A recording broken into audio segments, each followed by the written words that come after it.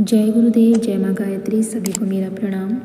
आज हम जानेंगे स्वप्रकाश का पर्व, प्रेरणा पर्व है दीपावली। दीपावली आ रही है, हम सभी दीपावली को ऐसे मनाएं और इस दीपावली अपने अंदर क्या क्या बदलाव लाएं, इस दीपावली को किस प्रकार से हम संपूर्ण करें और क्या है जी ने इसके बारे में समझाया हमें और क्या पूज्य गुरुदेव कहते हैं, क्या धन की महत्ता है, क्या माता लक्ष्मी की महत्व है, इन सभी को जानेंगे ताकि हमारी दीपावली भी दीपावली कहलाने लायक मनाई जाए।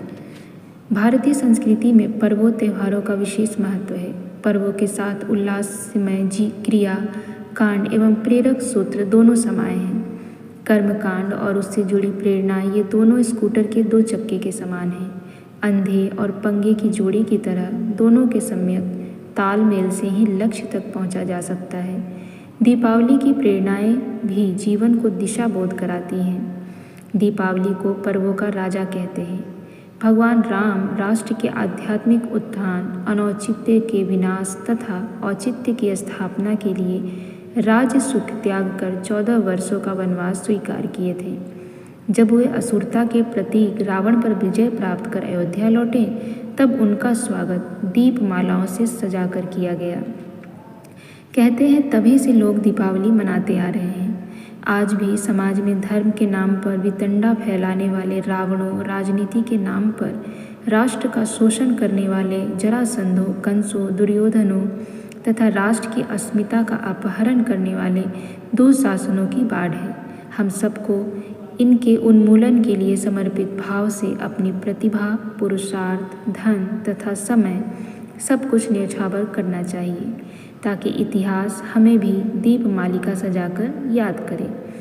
विशेषकर आज के भौतिकवादी युग में जब लोगों की वृत्ति भोगवादी होती जा रही है, लोग बिना कष्ट कठिनाई सहन किए ऊंची सफलताएं हस्तगत करना चाहते हों, वहाँ दीपावली के दीपक का महत्व बढ़ जाता है। दीपक स्वयं जलता है, कष्ट सहता है और संसार को प्रकाश देता है।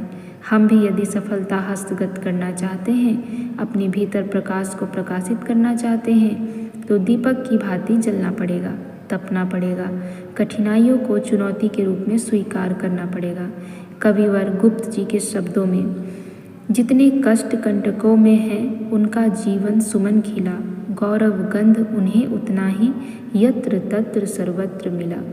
आशावादिता का सबसे सशक्त प्रतीक है दीपक।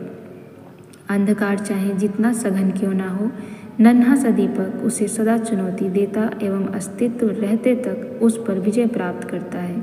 हमें भी समाज में व्याप्त अनाचार, अनैतिकता, घूसखोरी, भ्रष्टाचार, आतंकवादी जैसी विसंगतियों से न घबराते हुए दीपक बनकर इसे जूझना चाहिए। यदि हम एक सच्चे दीपक बन गए तो निश्चय ही अपने चारों ओर व्याप्त अंधकार पर विजय प्राप्त कर सकेंगे। हमें देखकर और भी प्रेरित होंगे, तब दीप से दीप चलते चले जाएंगे और जिधर चल पड़ेंगे कारवां चल पड़ेगा।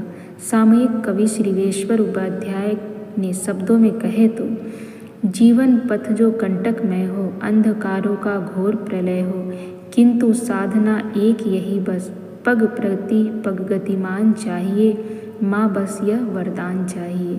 दीपावली लक्ष्मी का पर्व है। युग निर्माण योजना मिशन के संस्थापक पंडित श्री राम शर्मा आचार्य ने धन को माँ के दूध की संज्ञा देते हुए कहा है कि हम लक्ष्मी को माँ समझकर अपने जीवन को विकसित, सामर्थ्यवान बनाने के लिए उपयोग करें, न कि भोग विलास तथा ऐशो आराम के लिए। हम इस पर्व में लेखा जोखा तो करते हैं, वर्ष भर के लाभ हानि का विचार भी करते हैं, किंतु यहीं तक सीमित न रहकर हमें अर्थ के संयमित उपभोग की प्रेरणा भी लेनी चाहिए। इस उपनिषद में उपनिषदकारों ने यही प्रेरणा दी है। ईशावास्यामिदं सर्वं यत् किंचित जगत्या जगत् तेन त्यक्तेन भुजजिथा मागृद कस्य स्वविधिनम्। वस्तुतः दीपावली प्रकाश का पर्व है। युगों से हम इसे मनाते आ रहे हैं, किंतु उक्त संकल्पों एवं प्रेरणाओं के अभाव में हमारी दीपावली प्राणहीन होती जा रही है। पूजा पाठ करना, दीपक जलाना आदि श्रद्धा एवं उत्साह प्रकट करने के सारे उपक्रम निरर्थक हो जाते हैं। यदि हमारे अंदर अंधकार से जूझने की प्रेरणा नहीं उभरती।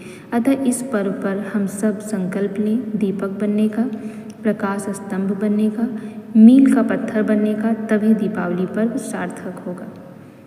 हर संकल्पवान व्यक्ति को नेपोलियन के ये शब्द नथिंग इज इम्पॉसिबल हमेशा याद रखना चाहिए। आदरणीय शैल दीदी पांड्या।